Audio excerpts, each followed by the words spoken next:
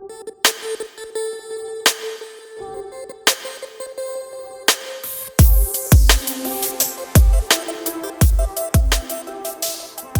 everyone, I'm Drakan.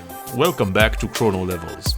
In this episode we will explore the experience of a gaming brother that lived through the best of times and the worst of times while raiding for... But before that, here's a word from our sponsor.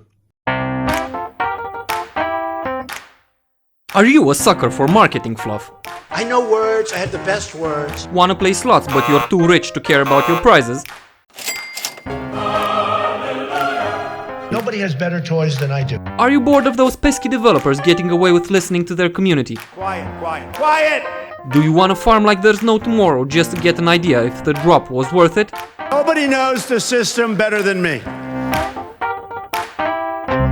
Then look no further.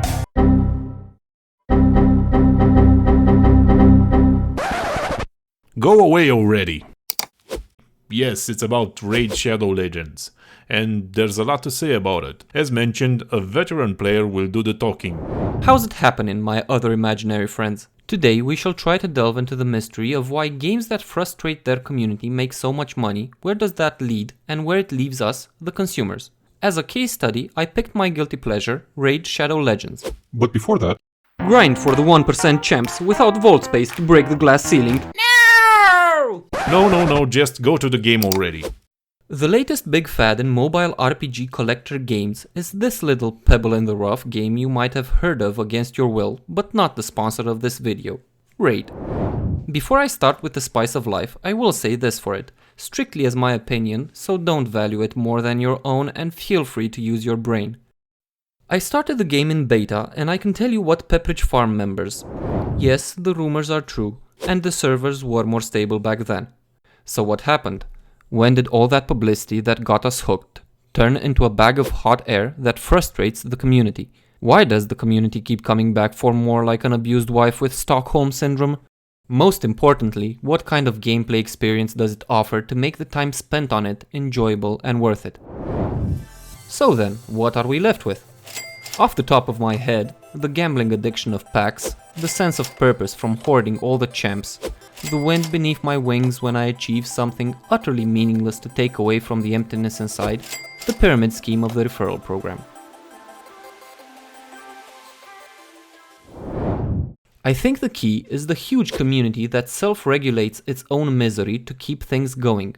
Cutting the cord is always hard, as many tried before patch 113 for example, going to the extent of trolling and even cyberbullying, all to discourage microtransactions.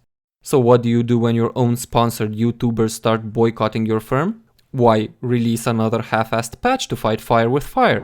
Make it so ridiculously grindy that any low-level player will pay through their teeth. Even my 2 level 55 accounts would have to get real creative about hoarding various resources to be able to speculate against the system and even then rely heavily on RNG to get anything good.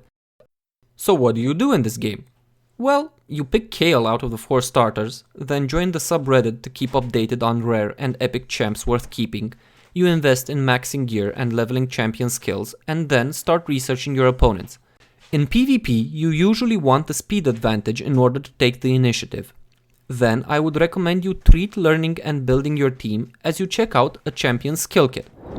You know how most champions have an obvious order to cast their skills? Cast skill 1 to apply this debuff because a target under said debuff, when hit with skill A2. Ow, right in the kiss! It seems complicated, but try to think of your champ's synergy like that. Cold Brew Gaming has a great video on 100% farmable arena champions, and I can tell you it goes something like this. Use High Cocoon to get the speed advantage, and then make sure your War Maiden comes second in speed to place that minus 60% defense buff on the entire enemy team.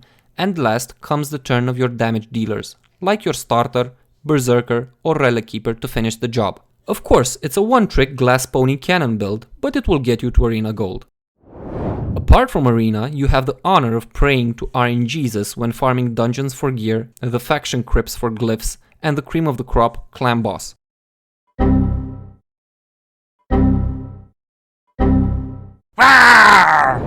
Check out this amazing bug brought to us by Darth Microtransactions, not our sponsor.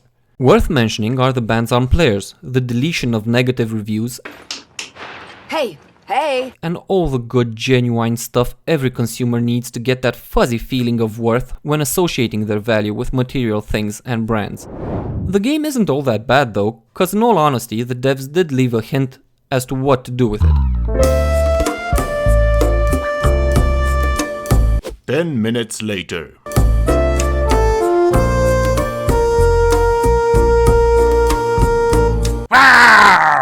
Late tier farm is usually specialized as far as masteries and gear. Offense masteries and lifesteal gear are the go-to for dungeons and clan boss versus a more Focus, commitment, sheer will. approach when farming for arena or campaign. The exception is Nightmare campaign, where we encounter bullet sponges to scale the difficulty, like any uninspired shonen anime. The most useless feature in the game is the ×1 speed button, and there is one doomsday button as well. Ooh, what does this button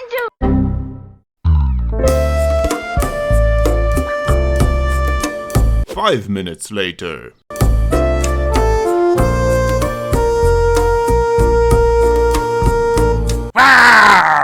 Since beta, a couple of features have been added in to reward the grind of players. Daily quests, challenges, missions, and now battle passes. Miren, bañador, en las chanclas, todo despeinado porque no me dio tiempo nada ponerme las chanclas y el bañador. Voy a la playa, había subido la marea. ¿Y tú?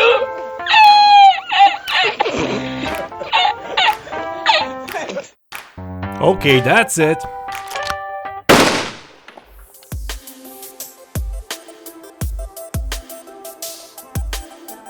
Sorry for hammering in the feeling of Plarium's ad campaign with all these fake commercials, but I just wanted to showcase the sheer frustration that the aggressive marketing campaign has on me. Their ads are literally everywhere, and YouTube is probably the most affected online platform by this. Not only do you get Plarium's commercials via YouTube's ad system, but you also get them through a lot of YouTubers. And it's one thing to see a commercial once or twice, but when you watch a few YouTube channels and you get the ad over and over again, their commercials start to be just as annoying as flies. Anyway, back to my gaming brother's view of the game. As always, if the player ever needs a hand from Plarium to dream about cheating the artificial difficulty and still broken champions, yo bros got your back. We're in the money, we're in the money. We've got a lot of what it takes to get along. We're in the money, the sky is sunny. Oh man, depression, you are through, you done us wrong. Oh, we never see headline about red line today. And when we see the landlord, we can look that guy right in the eye. Oh, we're in the money, come on, my honey. Let's land it, spend it, send it rolling around. I did not forget to mention Glyph Farm, I'm just ignoring its ridiculousness like a Zen master would. In my impression, the word play is connected to no material interest. I mean, just watch two puppies have fun and try to describe it with any other word. Considering this, I cannot in all honesty say that I play Raid. I would use the word gaming for my Raid experience.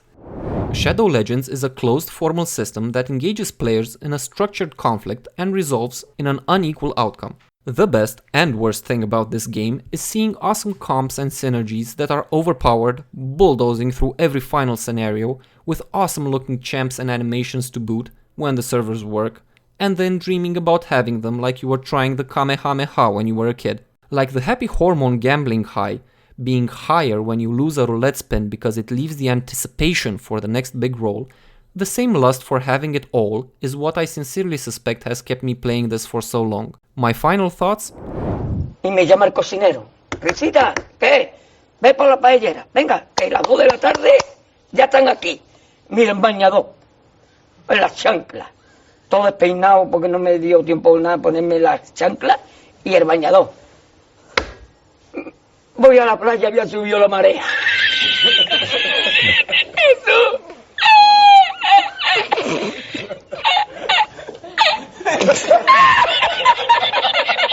¿Y tú? Había subido la marea con triple paella. ¿Y tú? encontré porque estaba la paellera agarrada metida entre las piedras de Chipiona, del faro. Y cuando entro en el restaurante me ve el cocinero con una paellera y a ver solamente paellera.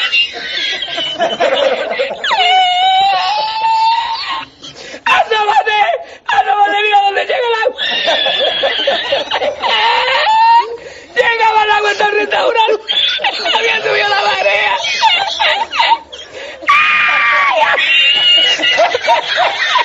Jesús, hay que hacer ahora con los dos sacos de arroz. ¡Ay, llama para Sevilla! ¡Llama a Sevilla que traigo paella!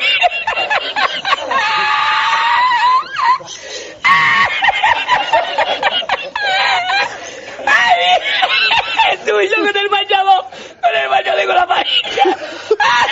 ¡El cocinero! No veas, para Sevilla. Y al último, que cuando ya salió la bien de regla, estamos llorando los dos. Me cobró el tío la paella. Me cobró a 500 metros la paella. Y ya no fui más. Me fui andando a coger los amarillos hasta hoy.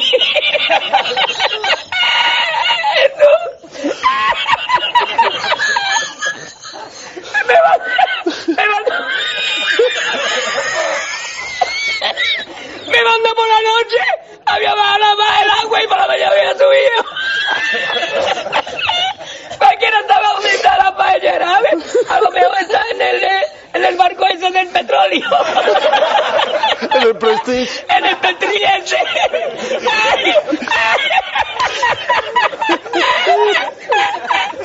Y ya no trabajé más la cocina. Ya aborrecí la cocina. ¡Ay!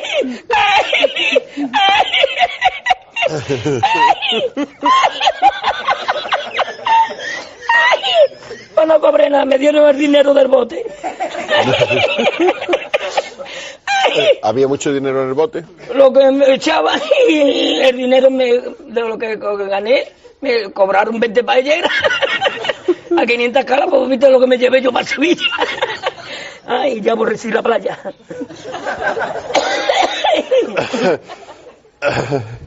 Ay, hemos llorado los dos.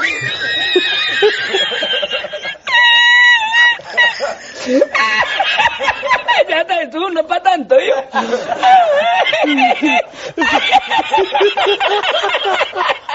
Así yo no quiero arroz, Jesús, yo no quiero arroz ni en China, vamos.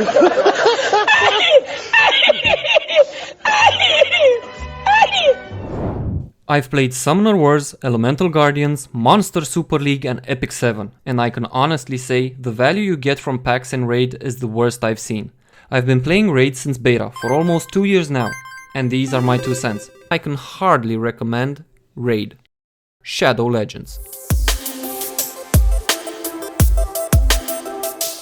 Thanks for watching, and well, I hope my friend didn't waste all the memes on the internet showcasing his Raid Shadow Legends experience in this episode of Chrono Levels. Feel free to share your thoughts on our video in the comment section, and if you really enjoyed it, give us a like, subscribe to our channel and hit that notification bell as well, because I promise you that as the time flows, more Chrono Levels will be coming out. Speaking of which, I was thinking about League of Legends for my next episode. Anyways, I will take my leave now, so stay tuned.